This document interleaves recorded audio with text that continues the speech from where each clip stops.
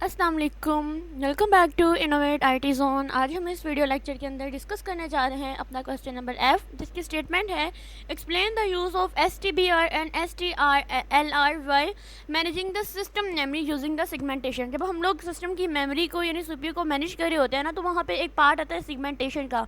तो उन्होंने कहा है कि एक्सप्लेन करो कि उसके अंदर हम लोग STBR एंड STRLR का यूज़ कैसे करते हैं।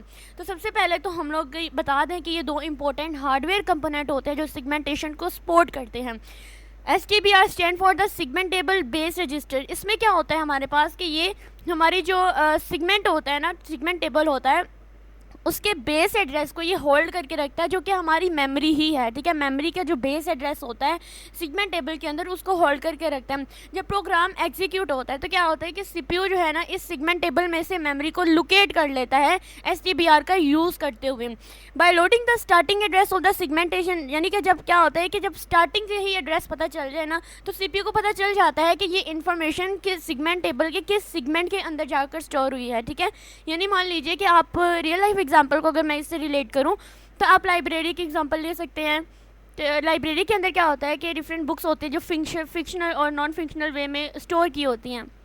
तो क्या होता है कि हर एक के ऊपर ना उनका एड्रेस लिखा होता है, जिसको हम कहते हैं बेस एड्रेस लिखा होता है। तो जैसे ही कोई बंदा जाता है ना अंदर, तो क्या होता है कि वो उसके स्टार्टिंग एड्रेस से ही पता चल जाता है, यानी वो बुक का नाम लेता है, उसका एड्रेस ढूंढता है, तो जो स्टार्टिंग वाला एड्रेस लगा होता है ना, उनको पता हो जाता है कि ये किस सेगमेंट के अंदर कौन सी बुक पड़ी हुई है। ठीक है, इस तरह से STBR जो है ना काम करता है। अब STLR का करें तो सेगमेंट टेबल लेंथ रजिस्टर होता है। इसमें क्या होता है कि ये सेगमेंट टेबल की लेंथ और साइज़ को स्पेसिफाई करता है, यानी देखता है कि ये जो पूरा यानी लाइब्रेरी है, तो इसके अंदर जितनी भी बुक्स वगैरह हैं, जितने भी शेल्फ वगैरह हैं, उनकी लेंथ और साइज़ क्या है।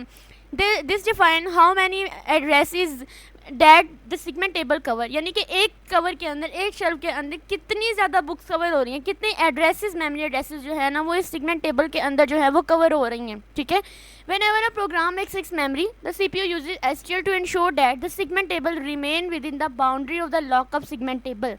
ठीक है, यानी वो एक बाउंड्री के अंदर रहते हुए ही सेगमेंट टेबल को लुकअप करता है, उसको ही वहीं पे रहते हुए देखता है। वहीं पे रहते हुए जब प्रोग्राम हमारा मेमोरी को एक्सेस करता है ना, तो सीपीयू जो है इस बात को इंश्योर करता है कि वो जो सेगमेंट टेबल के अंदर जितनी भी चीज़ें हैं वो सारी की सारी एक बाउंड्री के अंदर ही हैं। This prevents the segment faults or error that occur when accessing memory outside the allocated segment table। तो इस तरह से हमारे पास सेगमेंटेशन में आने वाले जितने भी फॉल्ट्स और अकर्स होते हैं, ये चीज़ें जो होती हैं, ये STBR और STLR जो होते हैं ना, ये दो कंपोनेंट्स जो हार्डवेयर के हैं, ये इस फॉल्ट से इसको प्रिवेंट करने के लिए यूज़ किया जाता है, जो बाहर से आने वाले होते हैं। ठीक है, जाहिर बात है, जब लाइब्रेरी की मैंने जो एग्जाम्पल दी, जब लाइब्रेरी के अंदर ही सारी लोकेशन वगैरह सेट की होंगी बुक्स की, ठीक है, उनको एक प्रॉपर सेगमेंट्स के अंदर रखा होगा, तो इसमें कोई फॉल्स एंड एरर नहीं आएगा, क्योंकि हर एक उनको पता होगा कि उन्होंने स्टोर किया होता है इस मेमोरी के अंदर, मतलब उन्होंने एक रजिस्टर के अंदर या अपने पीसी फाइल के अंदर उन्होंने स्टोर किया होता है कि ये इसकी लोकेशन कहाँ पर है। अगर वहाँ से कोई चीज़ गायब होती है तो उन्हें फ़ौरन से पता चल जाता है कि ये इसमें कोई एरर था, इसमें कोई फॉल्ट है, इसको कोई ले गया है, तो इस वजह से इसके अंदर नहीं है।